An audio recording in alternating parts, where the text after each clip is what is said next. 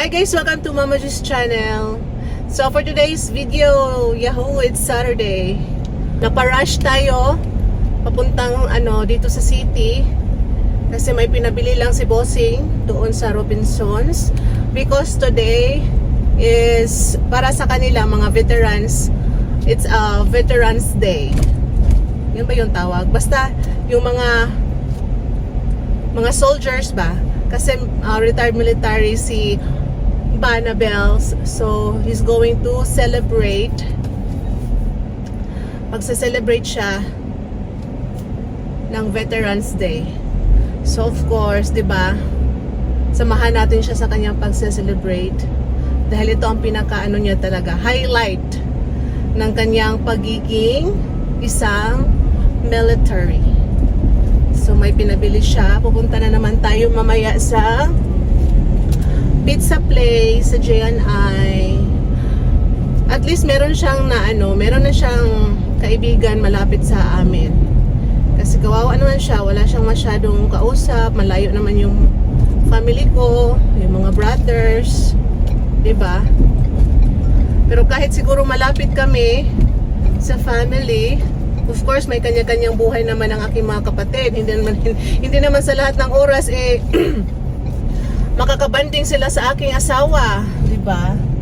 So kailangan talaga na katulad niya puti, 'di ba? Foreigner, nagkakaintindihan.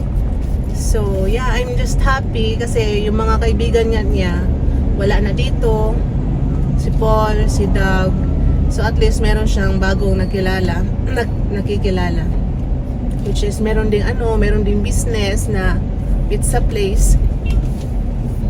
Hayaan ko na lang siya na meron siyang kabanding din. Inutusan niya akong bumili ng regalo para doon sa kaibigan niya. Ewan ko kung veterans din yun, pero feeling ko hindi ata yun veterans, guys. So by the way, flex ko lang ang aking sunnies. Super init, guys. So sakto doon sa loob ng Robinsons merong hindi siya mga Ideal Vision, hindi. Basta bagong open siya na store na mga ganito lang, mga sunnies, ganyan, sunglasses. So yeah, bumili ako. Medyo brown yung accent niya. Meron na kasi akong black, guys. So, yeah, ito yung kulay na binili natin. So, ngayon pauwi na ako, guys. Hala, by the way, malapit na yung Thanksgiving. Kailangan kong bumili ng turkey din. Turkey. Yan kami magsa-celebrate daw sa taga J&I Pizza Place. Marami ding event ang mga bata sa school. So, wala kami mga biyahe. Walang travel. So, nasa bahay lang. School. Tapos, basta the whole December, busy yung mga bata sa school. Kasi meron silang intrams ba? Intramurals. So, mga sports, ganun. Panay practice nila. So, next week, mag-start sila pag-follow sa new schedule. Time schedule. So, may shorten time sila kasi maglalaan sila ng time para sa kanilang mga practice. Guys, na-bad trip ako kahapon. Kawawa talaga si Nat. As in, i-share ko sa inyo, guys, ha. Kasi, di ba sabi ko, yung sinalihan niya is cheer dance. Tapos, kahapon sila nag-start Saturday. Hello, guys. So, binisit ko si Nat kahapon mga around 11 or 10:30 kasi meron akong ibibigay sa kanya. At the same time, nag-pay din ako para sa first Holy Communion ni Jacob. So pagpunta ko doon, talagang nangitim siya ba? Kasi morena naman kami ni Nat, 'di ba? Pag kunting init lang nako, guys, wala na, nangingitim agad kami. Si Nat, as in super pagod talaga siya, nakaupo lang siya sa tabi, tulala. Tapos sinawag ko siya, "Oy Nat." So yun nga, sabi niya, nakakapagod. Binilad sila sa init. Tulad, ganito mga oras talaga, init ka ayo, guys. So, grabe, gibuhat talaga sila sa init pa. So sabi ko, ano man, uy. So yung ano daw, yung trainer nila, actually hindi naman teacher yung trainer, estudyante lang din, senior high school. Last year, senior high din yung nag-ano sa kanila, nag-train sa mga action, sa mga yells nila. Last year, okay yun, babae yung trainer nila, kahit strict, pero may consideration, kung may consideration sa mga bata. So kahapon yung trainer daw nila kay pinapainitan talaga sila. Tapos yung trainer na yon, yung senior high na yon is nasa lilim. Dapat fair lahat, 'di ba? Ba't siya lang yung nasa lilim? Pero yung ang principal daw, guys, nagsabi na sa kanila na pwede naman kayo doon sa lilim, dito na space or doon sa gym. So kasi naawa na siya doon sa mga bata, guys. Naawa siya sa mga bata kay binilad na sila sa init, super. Tapos yung ano daw, yung trainer, lalaki yung trainer, and then yung trainer talaga ba nila is mainitin ang ulo daw, moody, sabi nila. Tapos panay ano sa kanila, shout sa kanila. Imagine guys, first day pa lang kahapon sa practice. So expect na hindi agad-agad mape-perfect ng mga bata yung mga steps na ito tinuturo niya sa kanila. 'Di ba? Magkakamalit talaga first day. Plus mainit. So paano makaka-focus ang mga bata sa kanilang mga steps na gitudlo ba? So yun, nagalit daw yung trainer. Tapos panay tingin sa kanila sa likod. Tapos si Natalie, kasi hindi yan siya sanay na singgitan ba? Hindi siya sanay na ganun. Ako, nagagalit ako sa pinapagalitan ko sila, pero hindi naman yung talagang tinataasan ko ng boses. Tayo na mga parents, no? Mauna ang atong pagpugong, pinipigilan natin ang ating sarili na huwag sila mapagalitan kasi nga yung mga bata ngayon, ano na sila, sensitive na, di ba? Masyado.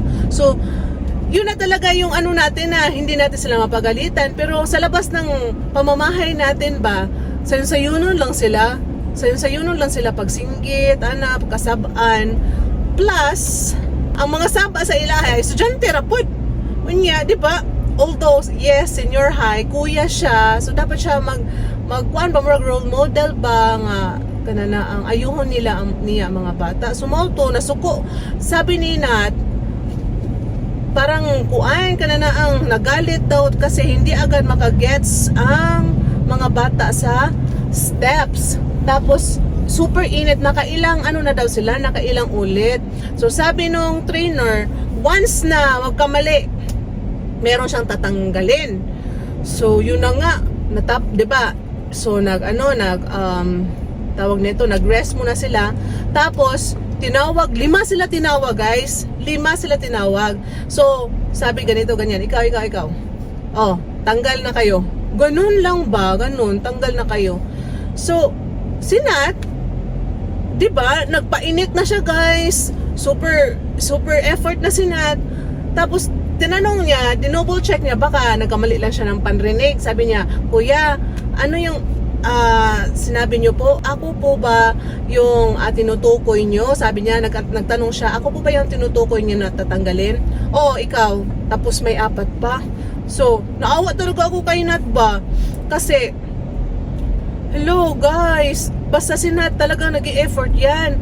Pero, sabi ni Nat, ikapoy, pagod na daw siya nung time na yun. Tapos, super init. So, sino ba naman daw ang merong energy na sa pag-dance ba, sa chair dance?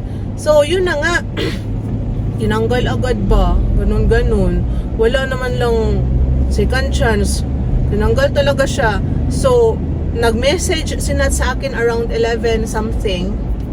Nag-message siya. Tapos, andun ako sa bahay nung time na yun. So, nag-message siya sa akin. Sabi niya, "Ma, tinanggal ako. Natanggal ako sa chair dance." Ganun. Na-shock, ha? Bakit? Tapos, syempre, alam ko sa sarili ko na nasaktan yung anak ko nung time na nag-message siya. Kasi nga daw, wala sila energy.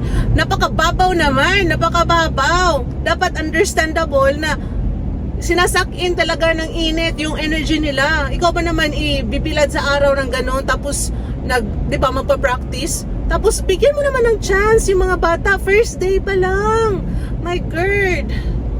First day pa lang do. Da, mag-rancho na ginahan, no? Ana, oy, kasi ba'y ganahan in town, mamate. Tanggalo ng imong anak. Nya imo na siyang gibuwa dito. So, unsa na laman tong ilahang gikuan? Gi-effort dito, nagpasingot-singot for like half day na. Oh, almost half na to sa kuan kay almost 12 na nag-message si Nat. So, kung ingon adto naman lang, di ba? Basta guys, murang na high blood jud ko kagahapon. So, wala lang ko na mo yaw-yaw, ako na lang gipa-calm down si Nat. So, I told Nat na maybe it's not for you this year ang cheer dance. So, try lang sa lain. So, sabi niya, magta-try out daw siya sa Scrabble. Oo.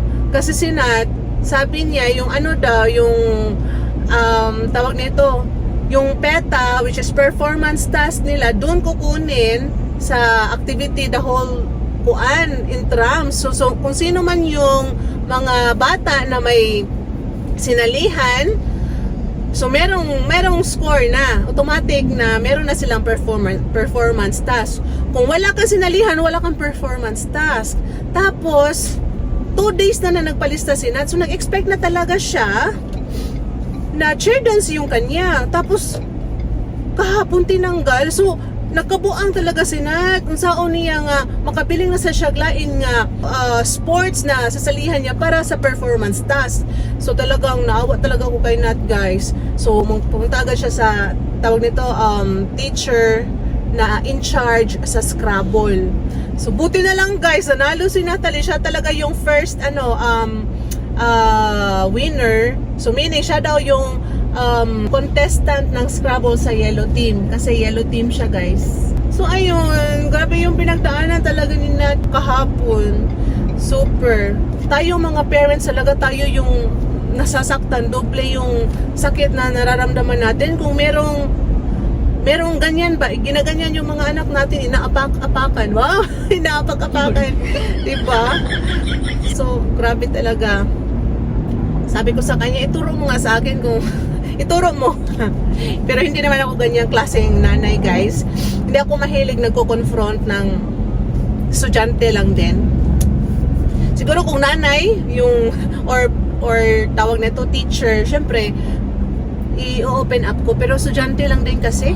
Estudyante lang din yung nagtuturo sa kanila. So, wala. Ayoko ding ma-stress yung trainer. Baka may pinagdadaanan yung trainer. Ha, di ba? Pero yun nga, sabi ko, hindi para sa kanya. Baka hindi para sa kanya ang cheer dance for this year. So at least sabi ko, naku, di ba last week of November nyo pa yan i-present. Last week pa. Yung cheer dance. So ilang practices pa ang i-face mo. Ilang init ng araw pa ang mararanasan mo. So at least first day, tinanggal ka, blessing in disguise. Blessing in disguise pa din. Kasi hindi basta-basta ang init, guys. Di ba? Super. Nakaka-stress. Nako, wala tayong time sa stress. Kaya sabi ni Nat na hindi daw healthy. Kasi panay, naninigaw yung trainer. Ayaw niya yung ganun. Gusto niya yung lang ba? Ang good vibes lang. So anyway, pauwi na ako, guys. Thank you for listening my rant. Mas ma-share natin, 'di ba? So yun lang. Hindi na ako magluluto kasi bumili na ako ng Jollibee. Yes, may Jollibee tayo para sa mga bata, para kay Nat at kay Jacob. 11:51 na, so mag-alas 12 na, guys, for today's video. And I really like my sunnies, guys. Feeling maganda ako dito. Feeling lang naman. So yes, guys, thank you so much, guys, for watching. I hope you guys will like and subscribe my channel. Talagang mag-upload lang ako, guys, kahit walang nanonood. Kasi pag tumanda na ako, kulubot na yung natin, pag kulubot na yung skin natin, hindi na ganito ka pretty char. I love myself. Kahit hindi na tayo ganito ka-pretty, may ilulog back tayo na, ay, ganyan din pala ako, diba? Ganyan. So at least, meron tayong memories kahit wala tayong masyadong viewers. Again, thank you so much guys for watching. Please do like and subscribe Mama G's channel. Bye!